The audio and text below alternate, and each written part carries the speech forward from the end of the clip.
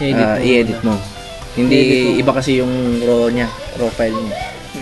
Paladaan mo sa CapCut. Pero pwede. Hindi, meron na mismo dito sa sa mismong app niya.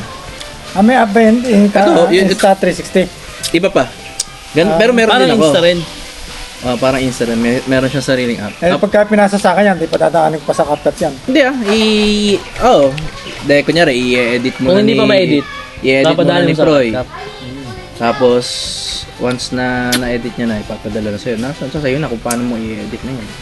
Ang ano lang, kumbaga, ang pag-i-edit lang na i-edit niya, kung saan niya itututok, kung paano igalaw ng camera.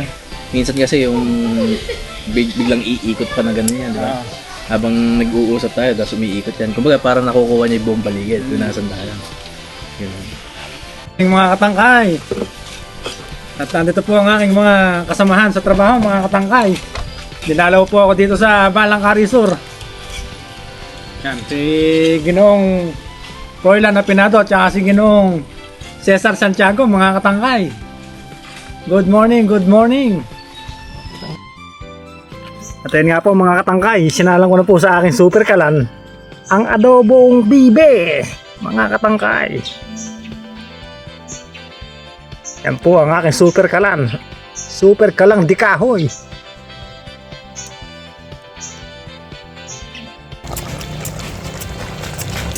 Sarap.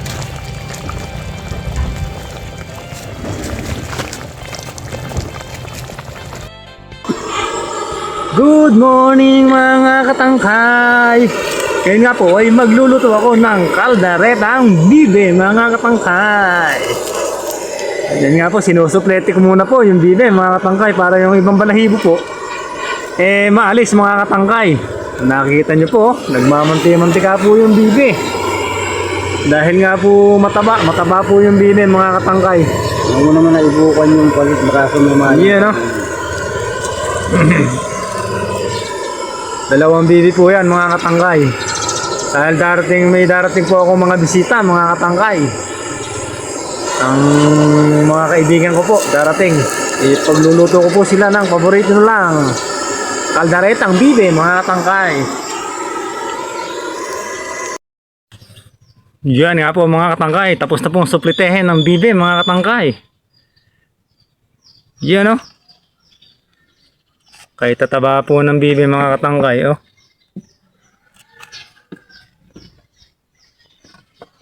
Dalawang bibe po yan ang aking kakatayin, mga katangkay. At yun nga, mga katangkay, tapos ko na pong katayin ang bibe ng aking i-adobo sa gata, mga katangkay.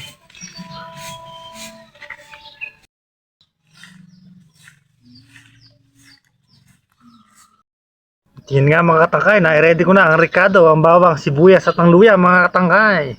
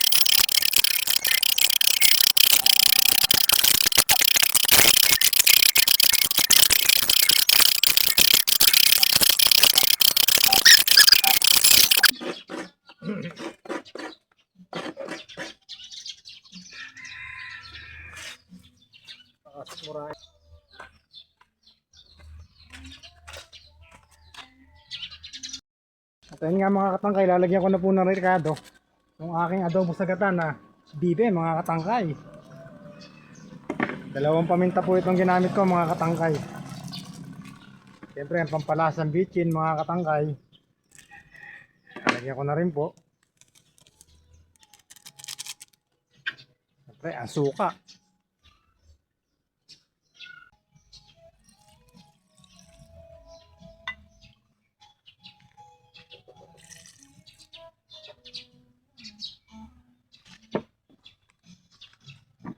Ang toyo, mga katangkay, lalagyan ko na po ng toyo.